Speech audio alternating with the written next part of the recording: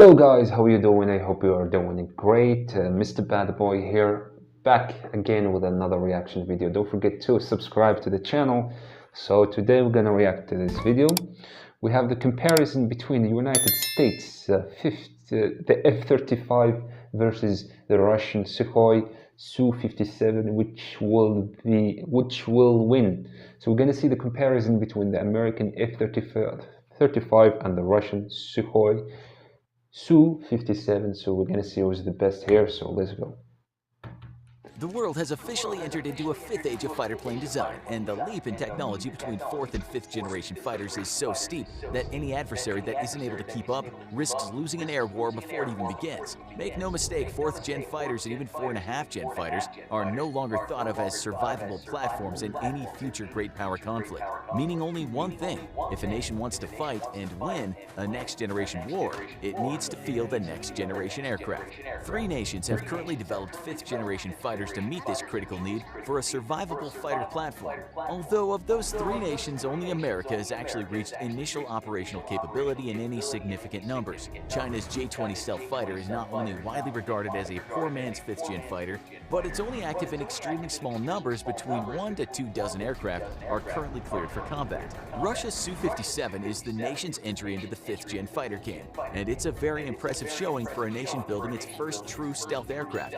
The origins of the fighter hail back to the waning years of the Cold War, when Russia, much as the United States, recognized the need for a next-gen fighter that could survive an increasingly dangerous anti-air environment. Stealth would have to be a critical feature of this new fighter, but it would also have to have a considerable ground attack capability. In short, this fighter would have to be a multi-role platform, much like America's F-22 would end up being. Development of a new fighter, however, was seriously slowed by the collapse of the Soviet Union. With a lack of funding, the program waned for years until it was resurrected in the late 1990s. It would take until 2004 for a conceptual design to be approved by the new Russian Defense Ministry, and the government funding began in earnest the next year. Budget woes were still abundant, though, for the Russian government, and thus it was decided to invite India into the development program as a partner. With India shouldering half the cost of the development program and committing to buying 214 of the planes, Russia was well on its way to developing a competitor against America's own 5th gen fighters. As the years passed, though, the Indian government began to lose faith in the Russian design. In 2012, it decreased its plane purchases from 214 to just 144. As the American F-35 neared completion and public demonstrations of its capabilities began to take place, India lost even more faith in the Su-57, and in 2018, the nation scored a crippling blow against the Russian 5th gen fighter program by leaving the agreement altogether.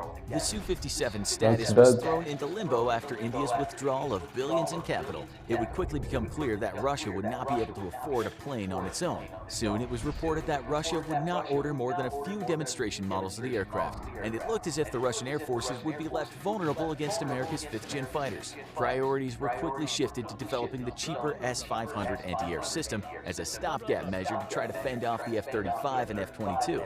Then, Russia got some unexpected help, courtesy of the American President and Senate. After Turkey purchased several S-400 anti-air units from Russia, America's President Trump and the U.S. Senate agreed to throw Turkey out of the F-35 development deal. Even though it had been a key partner in the program and even maintained several key component production facilities. Cut off from the F-35, Turkey soon turned to Russia and expressed interest in purchasing the Su-57, with the goal of buying around 100 of the jets. The promise of such a massive infusion of capital into the nearly dead Su-57 program quickly brought it back to life, and today the Su-57 is not only poised for international sale, but with enough profit from the sales could very well end up being purchased in significant numbers by Russia. Right now, though, the Russian Air Force only operates a few token demonstration models which have been dispatched to Syria in order to generate interest from potential international buyers. The future of the Su-57 completely depends on if nations such as Turkey all about end up buying commercial the jet, money. as at the moment Russia is still too cash-strapped to afford it on its own.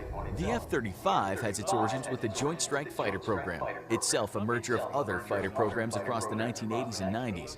Due to the high costs and logistical problems of operating air fleets made up of different models of aircraft, the U.S. government sought an easy solution: have one fighter aircraft that can do nearly all the jobs. This would not only result in reduced cost, as more units would be built over the life of the aircraft, but would greatly reduce logistical issues, as maintenance personnel no longer had to train on or store parts for multiple aircraft models. One plane that could do it all was both an operational and financial dream. The only people not quite on board with the JSF bandwagon, though, was the Air Force, which recognized that building a jack-of-all-trades aircraft meant that it would ultimately not excel in any one particular role. Prudently, the Air Force thus pushed Congress to continue funding the development of what would become the F-22 Raptor. While the other services would fly a do-everything budget-friendly plane, the U.S. Air Force demanded a fighter so advanced no foe could possibly approach its capabilities. While the F-35 would become an extremely capable aircraft, the F-22 would end up the world's most lethal aircraft. Ultimately, though, this would also lead to the F-22's downfall. Echoing the troubles of the U.S. Navy's Seawolf submarine class, the F-22 was so advanced and so expensive that there simply existed no realistic need for such a formidable aircraft. At between $140 to $180 million per unit, the F-22 may still be the deadliest aircraft in the sky, but it's also the most expensive, and Congress quickly decided that there existed no air threat in the world at the moment worthy of that hefty investment. Thus, the Air Force was allowed to order just shy of 200 F-22s, but would have to rely on the F-35 as its workhorse just like the other services.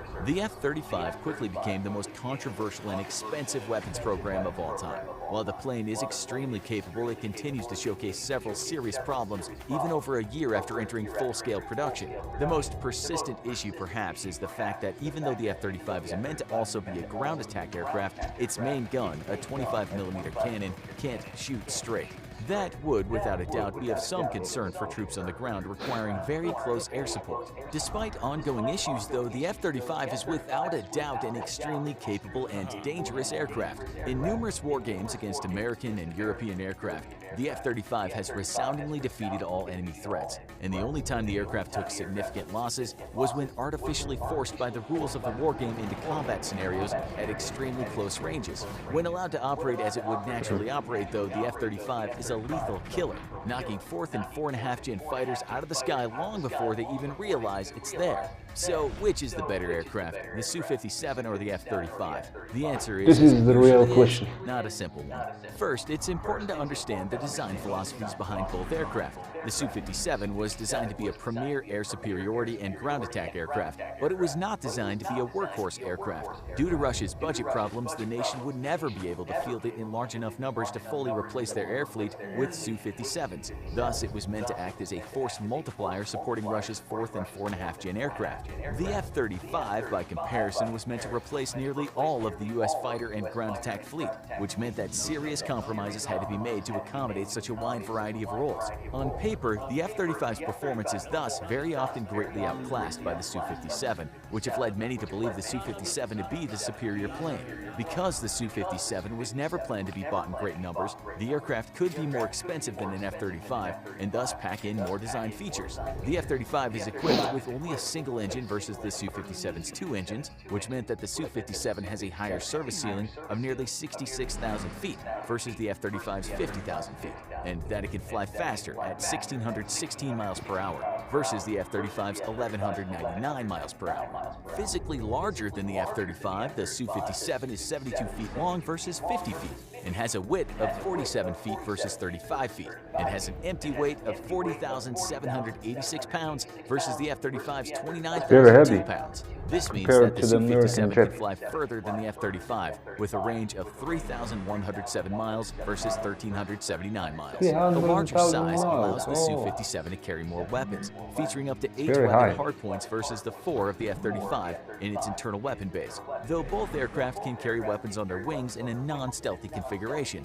On day 1 of war, both aircrafts would carry their weapons internally, but once air superiority has been established, weapons can be attached to external hardpoints, though the Su-57 will always be able to carry more ordnance given its larger size. Despite the Su-57's 2 engines, the Raptor engine is not only more efficient, but allows the plane to supercruise or fly at supersonic speed without the use of afterburners. Afterburners in essence destroy a plane's ability to fly stealthily, and while the Su-57 has greater speed, it must make use of afterburners in order to fly at supersonic speeds. This is because the aircraft is still using 4th gen engines. Russia has not successfully developed the 5th generation engine and needs to achieve supercruise capabilities. Currently, Russia's Izdela-30 engine is still undergoing flight testing and is not believed to be operational anytime before 2025.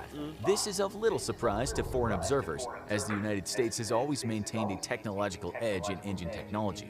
The inability to supercruise and use of old inferior engines means that the Su-57 is at a serious disadvantage against a squadron of Raptors. Russian Su-57 pilots would either have to be pre-positioned along the Raptor's flight path or use afterburners for a successful intercept. The first choice would require perfect intelligence on the American planes and their mission, and a tactical near impossibility, and the second choice would nullify the Su-57's stealth and make them easy pickings for long-range air attack by the stealthy Raptors. Where the Su-57 shines, though, is in dogfight scenarios, as it has incredible agility and maneuverability versus the F-35.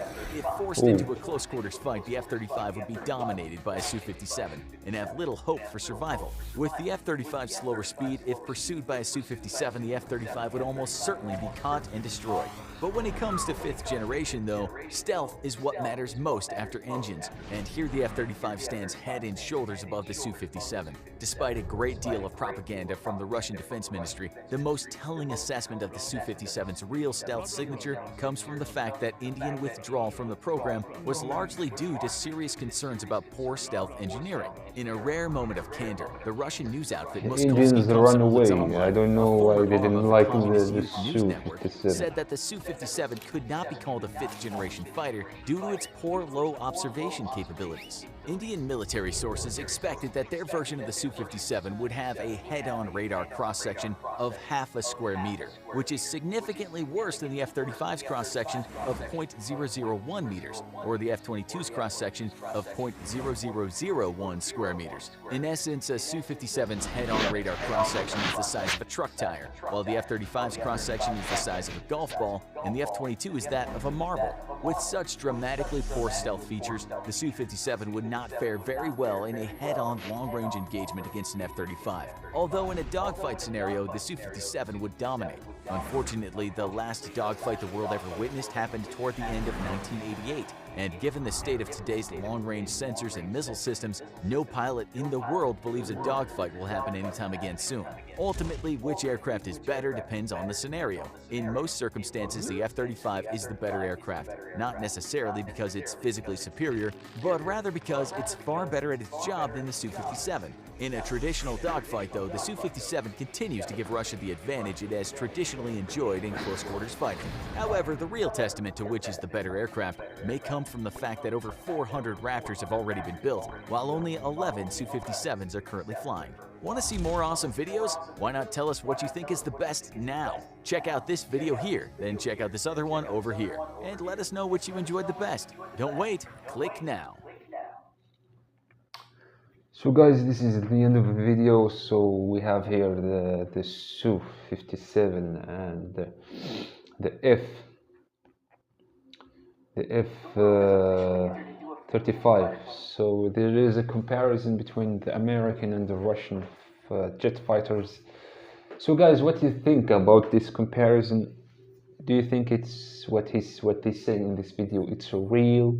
It's legit? What do you think? What is your opinion about those two jets? Who's the best here? Is it the Su-57, sorry, the Su-57, or the F-35? So what do you think, guys? Tell me in the comments, give me your opinion. Who's the best here? Who's the best jet fighter? So thank you so much for recommending this video, guys. We're gonna see your comments, your opinion about this comparison. So guys, don't forget to comment and tell me your opinion. So guys, thank you so much for watching. I will see you in the next video.